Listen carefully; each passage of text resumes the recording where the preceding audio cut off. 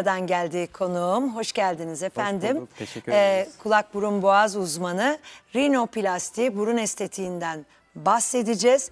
Şimdi nefes alma problemiyle estetik kaygı. Şimdi hem nefes alma var hem estetikte sıkıntılanıyoruz, baktık. Burun ameliyatlarıyla aynı anda düzeltilebilir mi? Yani biz estetik şeyi yaparken burnumuzu da böyle fonksiyonel olarak rahatlatabiliyor muyuz? Rahatlatabiliyoruz. Hastanın estetik kaygısı var ise hatta mutlaka rahatlatmamız gerekiyor. Çünkü hasta bize estetik kaygısını belirttiyse sadece fonksiyonel iç kıkırdakla ilgili bir ameliyat yapılır ise iç kıkırdakta ameliyat sırasında deforme kıkırdakları, eğri kıkırdakları biz dışarıya alıyoruz. İleri dönemde hasta estetik ihtiyacı olur ise ikinci bir ameliyatta kıkırdak ihtiyacımız doğuyor ve artık bunları kullanamıyoruz. Onun dışında kulak kıkırdağı, kaburga kıkırdağı gerekebiliyor. Mutlaka yapılması gerekiyor. Hastanın estetik kaygısı var ise nefes alma ameliyatıyla birlikte estetik ameliyat, rinoplasti mutlaka kombine edilmeli. Tam olarak nedir bu rinoplasti? Şeyi de güzel, söylenişi de güzel. Aynen. Lütfen. Rinoplasti burnun güzelleştirmesi ameliyatı diyebiliriz. Burnumuzdaki aslında bunun içinde fonksiyonel kısım da var. Rinoplasti fonksiyoneliteden asla ayırmamak gerekiyor. Burnun dış kısmındaki deformiteler, şekil bozuklukları, hastalarımızın kafasına takılan beğenmediği noktaların düzeltilmesine yönelik uygulanan cerrahi işleme rinoplasti deniyor. Evet. Nasıl yapılıyor hocam rinoplasti ameliyatı? Günümüzde rinoplasti ameliyatı genel anestezi altında yapılıyor. Hasta uyuyor. Cerrah da ameliyatını gerçekleştiriyor. Burun cildinin altındaki kıkırdak ve kemik yapılara en uygun şekilde ulaşıp bu kıkırdak ve kemik yapılardaki deformasyonları, şekil bozukluklarını düzelterek yapılan bir ameliyat. Evet, açık burun ameliyatı ile kapalı burun ameliyatının riskleri ve avantajları nelerdir hocam? Rinoplasti hangi gruba giriyor? Aslında iki gruba da giriyor. İki gruba da giriyor. Çok güzel bir soru. Hastalarımızın da merak ettiği bir soru bu. Evet. Açık mı olayım, kapalı mı olayım hocam, nasıl olur şeklinde sorular çok fazla geliyor. Aslında rinoplastide şöyle bir şey var. Rinoplasti başta tek bir ameliyattır. Açık rinoplasti ve kapalı rinoplasti kavramları doğru değildir. Açık yaklaşım, kapalı yaklaşım daha doğru bir. Bunlar teknik değil aslında. Buruna nasıl yaklaştığımızla alakalı kavramlar. Kişiye göre de ayrıca değişiyor Evet, bu kararlar, kişinin cilt değil mi? yapısına göre, isteğine göre, cerrahın yani hekimin burada tecrübesine göre değişir. İkisinin de artıları ve eksileri var. İnce cilt yapısında daha önce operasyon geçirmişse revizyon ameliyatlarda açık rinoplastiden bir miktar uzaklaşmak gerekiyor. Kapalı rinoplasti daha güvenli oluyor. Cerrahın ikisini de bilmesi, uygun hastalarda uygun yöntemi tercih etmesi daha doğru olur. Açık altın oranı soracağım. Altın oran nedir? Ne işe yarar? Önemli değil mi kulak, burun, boğaz ve bu şeylerde Yüz altın estetiği oran? bölgesinde evet kesinlikle çok önemli. Altın oran aslında şöyle, yani güzelliğin mihenk taşı gibi bir şey. Güzelliğin evrensel olarak formülü. Antik çağlardan beri kullanıla gelmiş, keşfedilmiş, günümüzde gelişen teknolojiyle birlikte biraz şekillenmiş bir altın oran var. Bunu mimaride, sanatta çok fazla görüyoruz aslında. Mısırlılardan başlayan bir altın oran kavramının bugüne gelişi var. Biz bunu kendimize dair aslında geometrik ve matematiksel bir oran, altın oran 1,618 gibi, yani doğru oran. Bir insanın yüzüne baktığımızda ya bu yüzde bir güzellik var, gerçekten bir güzel bir şey var. İşte o aslında bizim bunun matematikle ve geometriyle ifade edilmiş hali. Biz bunu yüz estetiğinde, burun estetiğinde, Onu soracaktım. Evet. Burun ve yüzü tek bir planda düşündüğümüz zaman hastalarımız bazen gelip şunu soruyorlar. Hocam ben gerçekten yüzümle en uyumlu burnu istiyorum. Bizim burada düşünmemiz gereken şey yüz hatlarıyla birlikte yüzün oranları ve burnun oranlarıyla altın oranı bulmaya çalışıyoruz. Yüzün estetik işlemlerinde burunda çok önemli bir yeri var gerçekten. Evet, yani bu her yere giriyor bu matematik ve artık teknolojiyle de bu çok daha size iyi bir kuvvetli bir el sağlıyor. Kesinlikle. Kullandığımız bilgisayar programları da var. Bununla ilgili tespit yapabileceğimiz, burun uzunluklarını ve yüz uzunluklarını ölçebileceğimiz. Peki rinoplasti ameliyatlarında kullanılan güncel teknikler, yeni teknikler var mı? Nelerdir? Ya buna şöyle cevaplamak isterim. Buyurun. Rinoplasti inanılmaz dinamik bir ameliyat. Bundan 5 yıl önce kullandığımız teknikleri neredeyse günümüzde artık hiç kullanmıyoruz. Çünkü hastaların gelişen teknoloji, sosyal medya ile güzellik algısı, burun güzellik algısı çok değişiyor. Biz de tekniklerimizi ona göre sürekli revize ediyoruz.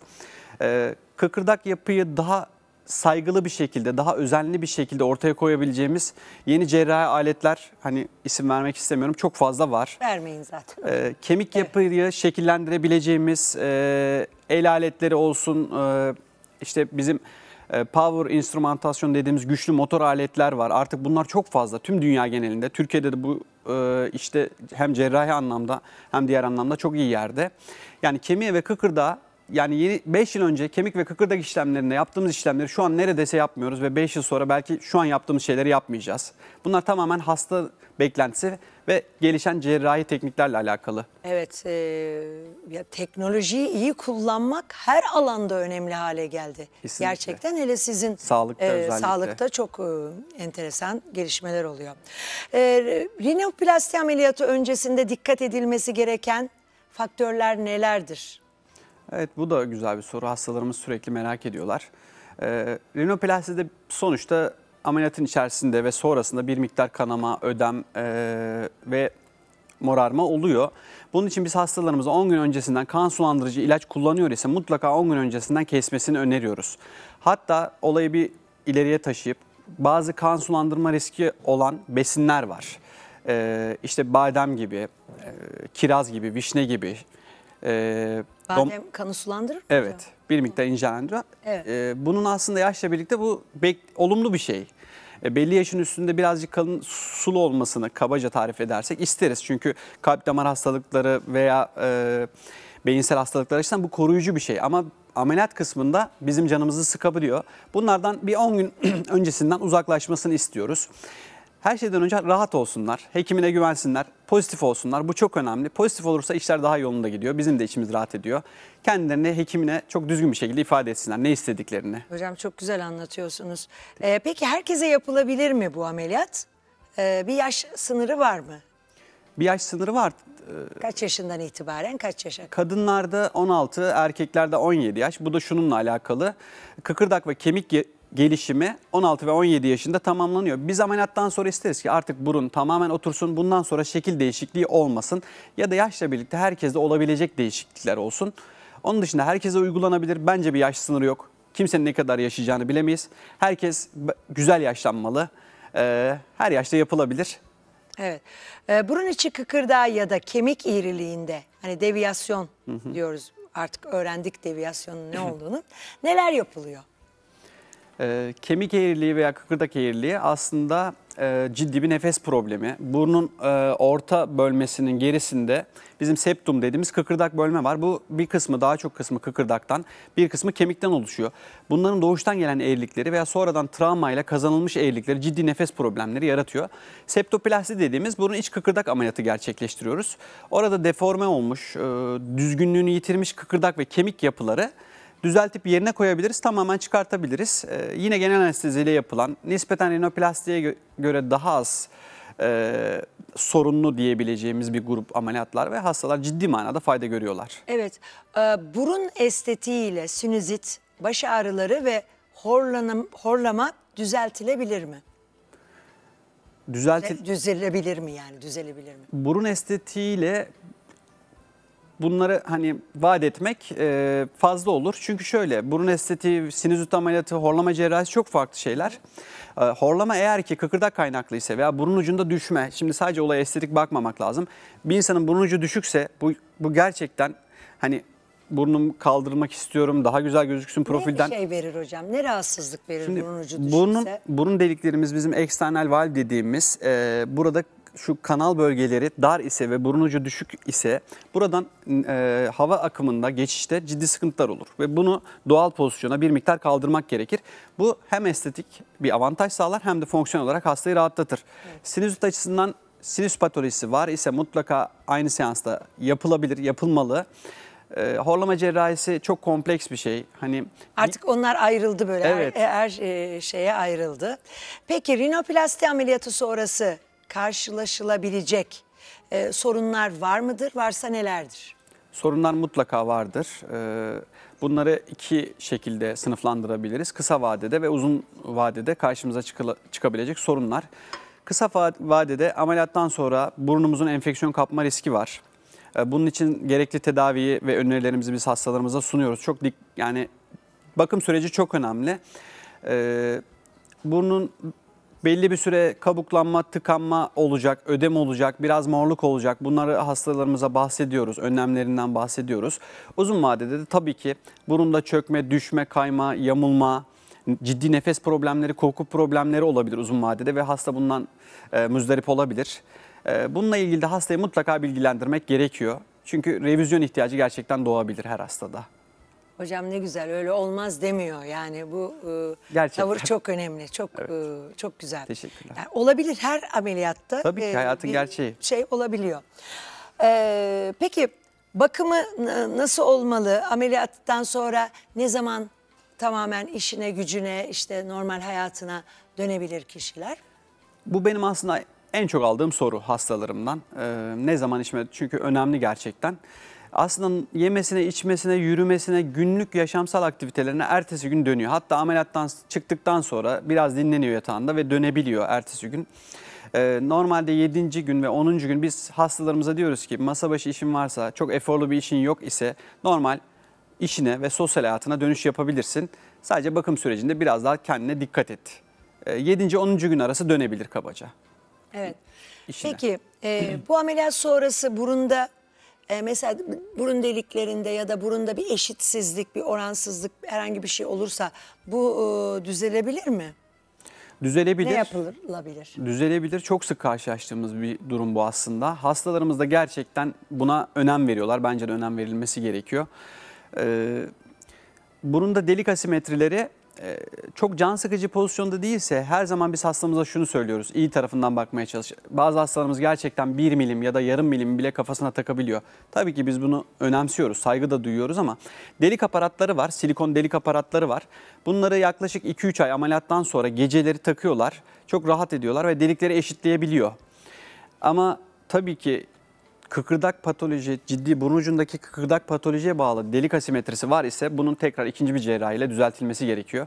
Böyle bir problemle karşılaşılabiliyor ve çözümleri var. Sanıyorum revizyon ameliyatları da yapıyorsunuz. Evet. Gerek olmuş bir hastaya, gerekse hani başka bir ameliyatta, başka bir yerde olmuş kişilere de bu revizyon ameliyatları oluyor. Bunlardan neticeler revizyon ameliyatlarında nasıl oluyor? Revizyon ameliyatlarında işin doğrusu her zaman hasta açısından da hekim açısından da sıkıntılıdır revizyon ameliyatlar. Hekim her zaman ilk ameliyatta maksimum performansını göstermeli. Revizyon ameliyatlarda çünkü kulak kıkırdağı, kaburga kıkırdağı kullanma ihtiyacımız oluyor. Cilt bizim için inanılmaz sınırlandırıcı bir faktör. İnce ciltlerde mesela sizin orta kalınlıkta bir cildiniz var. Bu sizin için bir avantaj. İnce ciltlerde ikinci ameliyatta cildi tekrar açıyoruz. Açmamız gerekiyor. Cildin beslenme açısından, enfeksiyon açısından ciddi risk faktörleri var. Kullandığımız greft dediğimiz tekrar o bölgeyi neyle dolduracağız? Ya da fonksiyonel problemleri nasıl gidereceğiz? Bunların hepsi soru işareti. Yani revizyon ameliyatlar çok önemli. İlk ameliyat aslında hepsinden daha önemli. Evet, gerçekten öyle. İlk ameliyatlar önemli. Hocam bir şey sorabilir miyim size? Şu burunları böyle, şuralarda böyle bir dolgular yapılıyor. Şimdi yeni çıktı. Evet. Hani ameliyat olmadan orayı bir dolduruyorlar, bir şey yapıyorlar. Neyle yapıyorlar? İnanın hiç bilgim yok. Ama bir değişiklik oluyor kişilerde. Bunu öneriyor musunuz? Ben bunu size sormak istedim. Yani yapılsın mı, yapılmasın mı?